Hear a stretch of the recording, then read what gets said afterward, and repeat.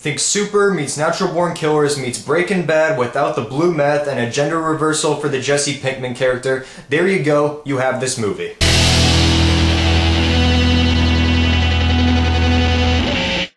Besides The Cabin in the Woods releasing in the second week of April, God Bless America have been tied with that movie as being my two most anticipated for the month of April. And the main reason behind that immense anticipation that I built up for this movie is because I really detest many aspects that come from this generation of popular culture, and I've been waiting for a filmmaker that had the bold courage to take all those aspects and put a very darkly comedic spin on the topics in particular. And there you go, we have God Bless America, and I'm so thankful that a film like this exists today because this is honestly one of the best satires that I have seen in quite a while. The story centers on this middle-aged man named Frank, played by Joel Murray. He has a very down-his-luck life. For instance, he works a very run-of-the-mill job that's overwhelmingly ran rampant of all these ignorant and annoying co-workers that surround him. He's divorced from his wife, and he has a daughter that is extremely ignorant of him whenever he attempts to still be the father that he technically still is to her today. But what Frank hates the most about his life in particular is that he has to put up with the huge downward spiral of pop culture in this generation,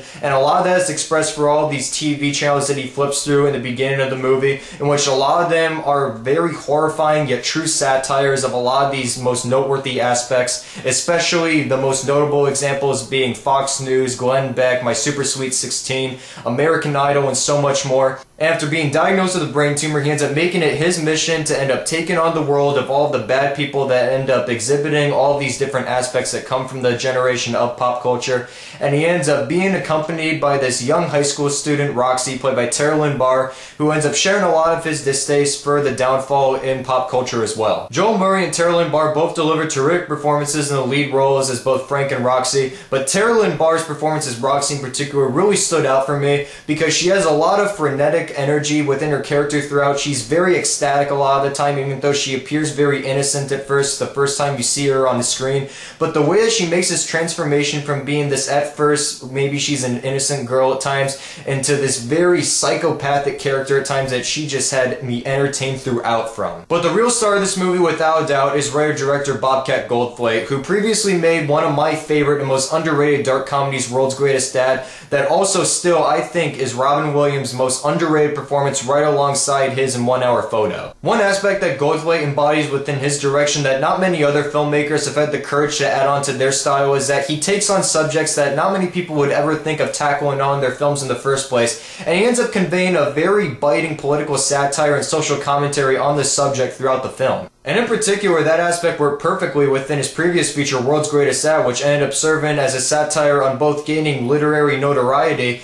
and also the obsession over post-mortem celebrity cults. And in this movie, it's no exception from what you expect of how he conveys this satire throughout, because he ends up setting up his no-holds-barred agenda on pop culture of this generation in the very beginning of the movie, and he is very unrelenting at the way he ends up conveying it, whether it's in the dialogue or the very over-the-top violence at times. He also adds on a crazy amount of energy throughout the movie as it conveys a fast pace throughout, especially when it comes to the quote-unquote road trip that these two characters end up commencing on, in which they end up taking out more people along the way. And it's really interesting that he added on that aspect in particular because it really built up the trip that you're going on throughout the movie, in which it feels like it goes by so fast that when you're done you went, oh man, it's done already?